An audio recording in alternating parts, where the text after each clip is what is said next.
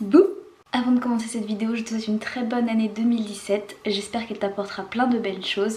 Et ben voilà, passe simplement une bonne année et sois heureux.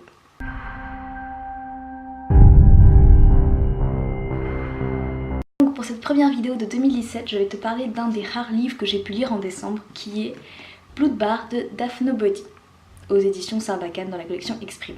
Tout d'abord, de quoi parle Blood-Bar de Daphne Bodhi? Alors c'est compliqué à expliquer parce que il y a quand même pas mal de personnages et il se passe quand même pas mal de choses différentes.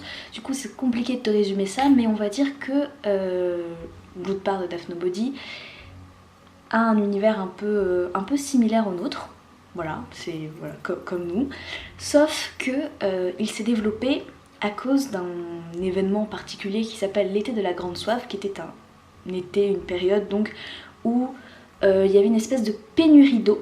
Et durant cette période-là, il s'est développé un truc qui s'appelle les bars à sang, comme l'indique dans le titre Blood-Bar. Et ces bars à sang, tu consommes du sang donc. Et durant cet été de la grande soif, il y en a eu de plus en plus. Et maintenant, dans l'univers de ce livre, les bars à sang sont quelque chose de normal. Et tout le monde consomme du sang, que ce soit du sang humain ou du sang d'animaux. Voilà. Et voilà, on va dire que ça place un peu le contexte qui est un peu étrange. Ce livre, c'est un peu de la science-fiction, un peu du fantastique. C'est ça que j'aime bien aussi, c'est que c'est des petits bouts de fantasy, de fantastique, de science-fiction et pas tout un univers basé là-dessus. Donc moi j'aime bien quand c'est un petit peu comme ça permet de, je trouve, de relever l'histoire. Mais donc voilà. Pour placer un peu le contexte, c'est ça qui se passe.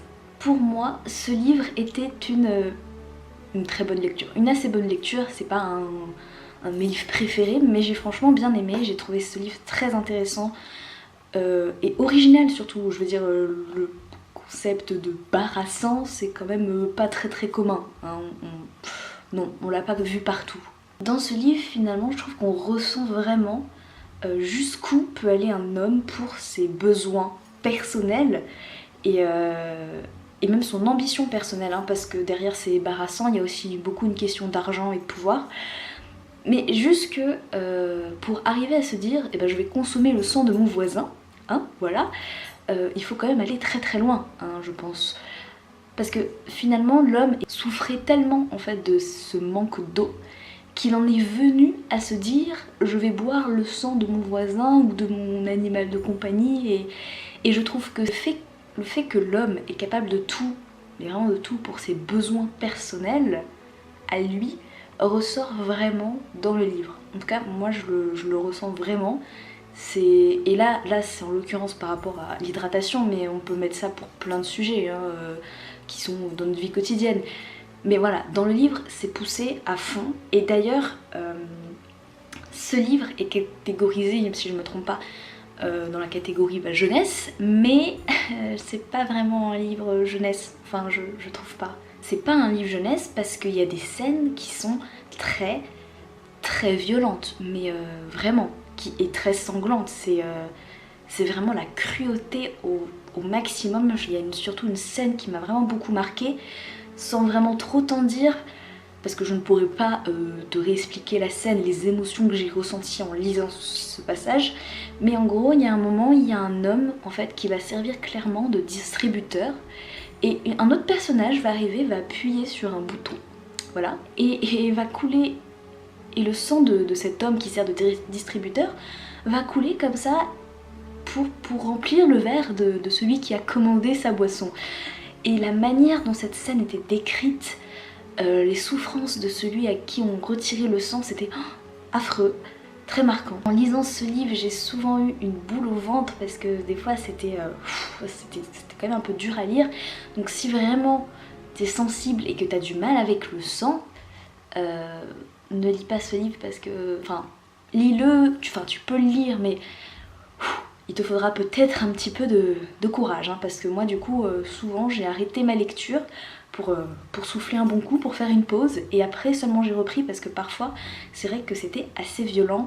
Donc livre jeunesse, bof, hein. Moi à 13 ans j'aurais pas trop aimé lire ça. Il y a aussi peut-être le fait que ce livre peut être potentiellement parfois, c'est vrai, un petit peu vulgaire. Moi quand je l'ai lu, la vulgarité qui est, c'est vrai, assez présente dans le livre ne m'a pas beaucoup dérangée en fait. C'est en faisant quelques recherches dessus que j'ai vu qu'il y avait quand même pas mal de personnes qui avaient trouvé ce livre vulgaire et qui l'avaient abandonné en fait. Bon déjà parce qu'il y avait des scènes assez violentes, mais aussi parce que c'était vulgaire et que ça leur convenait pas et que bah voilà. Personnellement après j'ai pas trouvé que la vulgarité dans le livre était mal utilisée et que du coup elle rabaissait l'histoire. Enfin j'ai pas du tout eu cette sensation là, la vulgarité m'a pas dérangée. J'ai tendance à penser que des mots vulgaires c'est pas forcément mauvais pour un livre ou pour une histoire. S'ils sont bien utilisés, si ça apporte quelque chose, et à partir du moment où j'ai l'impression que c'est bien utilisé, ça me dérange plus du tout. Et du coup c'est vrai que j'ai pas été spécialement choquée, voilà. Mais donc après peut-être que si éventuellement vous n'aimez pas tout ce qui est vulgaire dans un livre ou de manière générale, peut-être que c'est pas non plus un livre fait pour vous, voilà. Mais c'est dommage parce que je trouve qu'il est quand même bien ce livre. Au niveau de la construction du livre, il y a pas mal de personnages, bon, il y a pas mal de personnages, mais je trouve qu'il n'y en a pas non plus trop. Voilà, je veux dire, globalement, on s'y retrouve. Et on change souvent de narrateur. Alors j'avais vu aussi des gens qui avaient dit que le fait qu'on change souvent de narrateur, ça les perturbait et du coup c'était perdu dans l'histoire. Mais je trouve que à partir du moment où dès le début, t'as réussi à mettre un petit peu, à t'être mis en tête qui est qui, bah après ça va direct et le changement de narrateur ne devient pas à ce moment-là un obstacle à ta lecture, mais plutôt un... Bah c'est cool en fait, c'est bien. T'as le point de vue de plusieurs personnages et tout, franchement moi j'ai bien aimé le changement de narrateur. À partir du moment où t'as tout bien mis clair dans ta tête, moi je trouve que ça va nickel.